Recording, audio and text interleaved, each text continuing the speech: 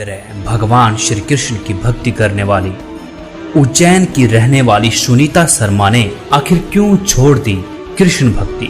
मैं कृष्ण की भक्ति करती थी और कृष्ण की भक्ति मैं इस प्रकार से नहीं करती थी जिस प्रकार से जनरली लोग पूजा करते हैं, दीपक लगाते हैं, अगरबत्ती लगाते हैं। सच कहूँ तो मैं कृष्ण से प्रेम करती थी जैसे मीरा की तरह, और दिन रात मैं कृष्ण को सोचा करती थी। आज जानेंगे क्या भगवान श्री कृष्ण की भक्ति करने से पूर्ण मोक्ष संभव है या नहीं।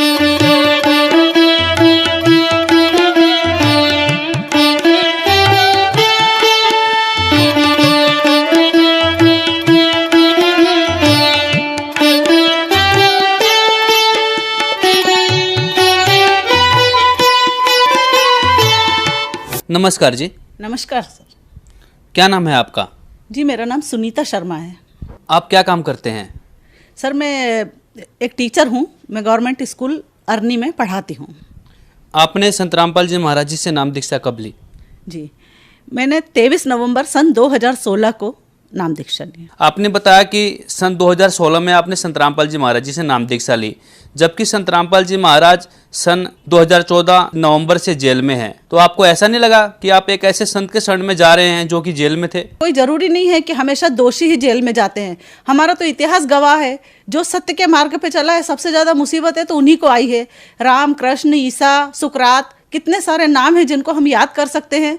तो सर इस बात से मुझे कोई फर्क नहीं पड़ता कि किसी सच बोलने वाले को यदि जेल में डाल दिया जाए तो उस सच को कोई दुनिया या जमाना दबा सकेगा, क्योंकि ये मार्ग ऐसा है कि जो इसे एक बार इस ज्ञान को समझ लेगा वो किसी भी हालत में इसे छोड़ के किसी और जगह पे नहीं टिक सकेगा। संत रामपाल जी महाराज जी से नाम दीक्षा लेने से पहले आप क्या भक्ति साधना करते थे? क्योंकि मैंने अपने एक गुरुजी से सुना था कि यदि हम किसी भी चीज़ को दिन रात सोचते हैं तो यदि वो चीज़ अंत समय तक भी हमारे मन में होती है तो मृत्यु के बाद हम उसी स्थान पे पहुंच जाते हैं। इसलिए मैं दिन रात कृष्ण को सोचा करती थी, कृष्ण को चाहती रहती थी। आप संत रामपाल जी महाराज के शरण में कैसे आए? जब एंड्रॉयड फ़ोन आए और उसमें व्हाट्सएप के ग्रुप बने तो परमात्मा की एक बहुत प्यारी हंस आत्मा श्री अंतिम खंदार जी मेरे संपर्क में आए। उन्होंने मुझे अपने व्हाट्सएप ग्रुप में जोड़ा और उस ग्रुप में मैंने देखा कि लोग सभी तरह की पोस्ट करते थे। तो मैंने सोचा क्यों ना मैं अपनी कृष्ण भक्ति की कविताएं इसमें डालना शुरू कर दूं। तो मैं प्रतिदिन अपनी एक वंदना जो लिखती थी वो मैं अपने व्हाट्सएप ग्रुप पे कृष्ण भगवान की फ़ोटो के साथ में डाल देती थी। तो अंतिम सर उस चीज़ को बहुत उन्होंने एब्जॉर्व किया। उन्हें लगा कि इनके अंदर भक्ति की भावना बहुत है किंतु इनका मार्ग सही नहीं है। तो उन्होंने मुझे समझाने की कोशिश की व्हाट्सएप के माध्यम से कि मैम आप जो भक्ति कर रहे हो ये सही नहीं है, इससे आपका मोक्ष नहीं हो पाएगा। तो शुरू में तो चूंकि उनकी आयु कम है तो मुझे लगा कि ये इतनी मतलब इनकी एज कम है, और फिर मैं चूंकि मुझे नहीं कहना चाहिए लेकिन मैं ब्राह्मण समाज से बिलोंग करती हूँ तो मैंने काफ़ी धर्म ग्रंथ बचपन से ही पढ़ रखे थे और मोक्ष पाने की मेरी दृढ़ इच्छा बचपन से ही समझ लीजिए कि थी। तो मैंने उनसे कहा, मैंने कहा सर आप ऐसा कैसे कह सकते हैं कि मेरी साधना गलत है या कृष्ण भक्ति करने से मोक्ष प्राप्त नहीं होगा। तो उन्होंने मुझे समझाने की कोशिश की। फिर उन्होंने मुझे एक बार कहा कि आप एक काम कीजिए कि ज्ञान गंगा पढ़िए, और अगर ज्ञान गंगा पढ़ने के बाद भी आप मेरी बात पे यकीन नहीं कर पाएँ तो फिर आप अपनी भक्ति कीजिएगा, मैं आपको डिस्टर्ब नहीं करूँगा। तो मुझे पुस्तकें पढ़ने का बहुत शौक, बचपन से ही मैंने हज़ारों किताबें पढ़ी है। तो मैंने कहा कि ठीक है सर मैं किताब पढ़ लूँगी, आप मुझे दे दीजिए। तो उन्होंने मुझे ज्ञान गंगा पुस्तक दी। अब जैसे ही मैंने उस पुस्तक को पढ़ना स्टार्ट किया, भगत जी उस समय रात की 9 बजी थी, मैं अपने सारे काम से जल्दी ख़त्म करके उस पुस्तक को पढ़ने का इतना उत्सुकता थी मेरे भीतर कि मैंने रात को 9 बजे अपना सारा काम समाप्त कर दिया और उसके बाद मैंने उस पुस्तक को पढ़ना शुरू किया। और आप यकीन नहीं मानेंगे कि जब मैंने फर्स्ट पेज से लास्ट पेज नहीं आ गया तब तक उस पुस्तक को छोड़ा नहीं, लगातार मैं उस पुस्तक को पढ़ती चली गई।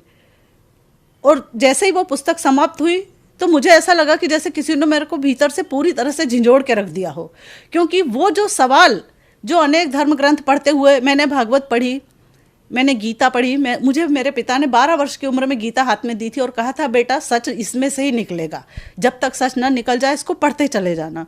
तो मैं गीता भी बहुत पढ़ी थी। तो जब उन सारे गीता के वेद पुराणों के रहस्य उस पुस्तक में से खुले क्योंकि जब मैं बुक पढ़ती थी तो मेरे अंदर बहुत सारे प्रश्न खड़े होते थे उन पुस्तकों को लेके। तो गीता ज्ञानदाता ने 2 श्लोकों में इस बात को कहा है कि मेरे द्वारा दी गई गति भी अनुत्तम है। तो मैं ये सोचती थी कि अनुत्तम का अर्थ अति उत्तम कैसे हो सकता है? उत्तम यानी गुड होता है और अनुत्तम यानी बैड होता है। जैसे उत्तीर्ण यानी पास होता है, अनुत्तीर्ण यानी फेल होता है। तो ये बात मेरे अंदर हमेशा खटकती थी। दूसरी बात, जब भी मैं गीता पढ़ती थी मैं उसकी गहराई को समझ नहीं पाती थी, किंतु मैं ये सोचती थी कि चूंकि पूरा संसार, पूरा विश्व इस किताब को सबसे उत्तम मानता है, तो हो सकता है इसमें कुछ ऐसा रहस्य हो जो मेरी बुद्धि से परे हो।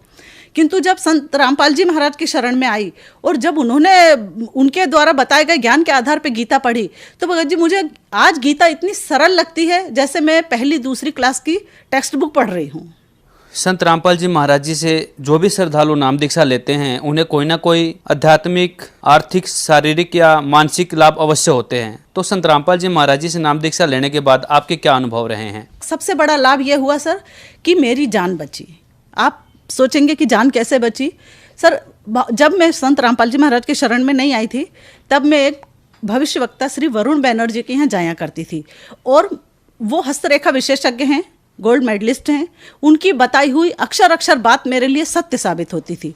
तो मैं बहुत श्रद्धा से वहाँ जाया करती थी। जब भी मेरे कोई परेशानी, कोई प्रॉब्लम आती तो मैं उनका मार्गदर्शन लेने जाती थी। उन्होंने मुझे जितनी भी बातें आज तक बताई वो सब सच निकली। एक बार जब मैं गई तो उन्होंने हाथ देख के मुझे बताया कि आपका भयंकर एक्सीडेंट होने वाला है। तो सर मैं बहुत डर गई, क्योंकि मुझे तो एक खरोच से भी डर लगता है, पता नहीं क्यों। तो मैंने सोचा कि भगवान, ये तो उन्होंने कहा कि आप सावधानी रखना। तो मैंने 1 साल बहुत मुश्किल से निकाला, बहुत सावधान रह के। उस दौरान मेरा एक्सीडेंट नहीं हुआ और मेरे पतिदेव का एक्सीडेंट हुआ। उस एक्सीडेंट में उनके घुटने की हड्डी टूट गई थी। उनका इलाज पूरा होते ही मैं वापस उन्हीं हस्तरेखा विशेषज्ञ के पास गई और मैंने उन्हें बताया कि आपने एक्सीडेंट मेरा बताया था, तो मेरे हस्बैंड का क्यों हुआ? तो उन्होंने कहा कि अगर पति पत्नी में बहुत ज़्यादा स्नेह हो तो ऐसा हो जाता है कि दुर्घटना ट्रांसफ़र हो सकती है। जो सहन कर सकता है, कभी कभी भगवान ऐसी दया करता है कि वो उधर चली जाए। फिर उन्होंने मेरा हाथ देखा, फिर उन्होंने कहा कि नहीं, आपका दुर्घटना योग आगे बढ़ा है, ख़त्म नहीं हुआ है, आपका एक्सीडेंट तो फिर भी होगा। तो मैं और ज़्यादा डर गई। मैंने कहा भगवान, इतने दिन मैंने इतनी टेंशन में निकाले हैं और इसके बाद भी वही है परिस्थिति।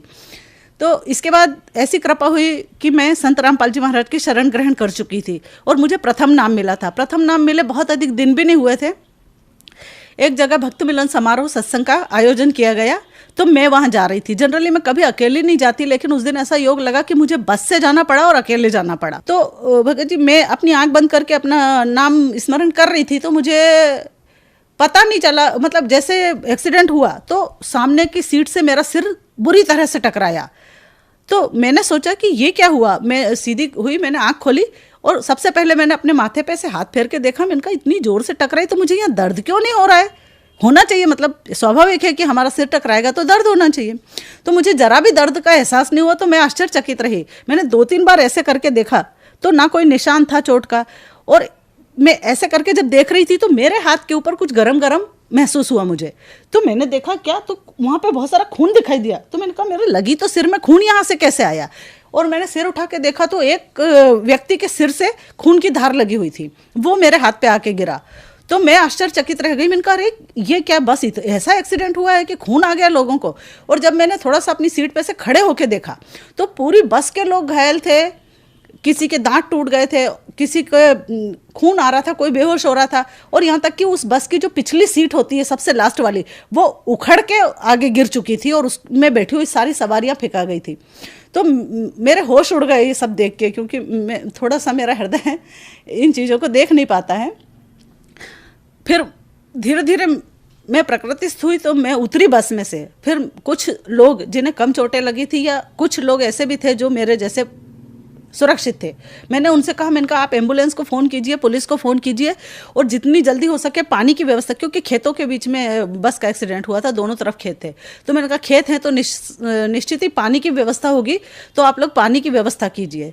और उसके बाद मैंने जहाँ जिस जगह पे मुझे जाना था वहाँ पे मैंने फ़ोन लगाया उन लोगों को और मैंने बताया कि यहाँ पे बस का एक्सीडेंट हो गया है, तो आप आइए और मुझे यहाँ से ले जाइए। तो उन लोगों ने सुना, वो घबरा गए कि कहीं आपको तो चोट नहीं आई। मैंने कहा नहीं, मैं पूरी तरह से सुरक्षित हूँ, आप बस आके मुझे ले जाइए। तो वहाँ से 2 भगत आए मोटरसाइकिल लेके और उन्होंने मुझे खूब अच्छी तरह से देखा कि कहीं आपको तो तकलीफ नहीं हुई। मैंने कहा नहीं, मेरे को तो परमात्मा की दया से कुछ भी नहीं हुआ। भगत जी, मैं जैसे ही सत्संग स्थल पर गई, सबसे पहले मैंने दंडवत प्रणाम किया परमात्मा को और कोटि कोटि धन्यवाद किया उनका कि मालिक, अगर मैं आज आपकी शरण में नहीं होती तो मेरी जान बचना भी बहुत मुश्किल थी। इस तरह से सर, संत रामपाल जी महाराज की कृपा से मुझे तो जीवन दान मिला है, इसलिए मैं उन्हें पूर्णतः सत्य संत मानती हूँ। तो मेरा आप सबसे हाथ जोड़ के यही विनती है कि जितनी जल्दी हो सके आप सच्चे गुरु की शरण में आइए, सच्चे मंत्रों को प्राप्त कीजिए, प्रत्यक्ष अनुभव कीजिए और अपने मानव जीवन का कल्याण करवाइए। संत रामपाल जी महाराज जी से नाम दीक्षा कैसे ले सकते हैं? आज अनेक चैनलों पर संत रामपाल जी महाराज का प्रवचन आता है। उन प्रवचन के दौरान उसके नीचे एक पट्टी आती है, उसमें सतलोक आश्रम के नंबर प्रसारित किए जाते हैं। आप उन नंबरों पर संपर्क करके वहाँ के भक्तों से बात करके अपने नज़दीकी नामदान सेंटर का पता जान सकते हैं और वहाँ जाकर नाम दीक्षा प्राप्त कर सकते हैं। धन्यवाद जी। धन्यवाद।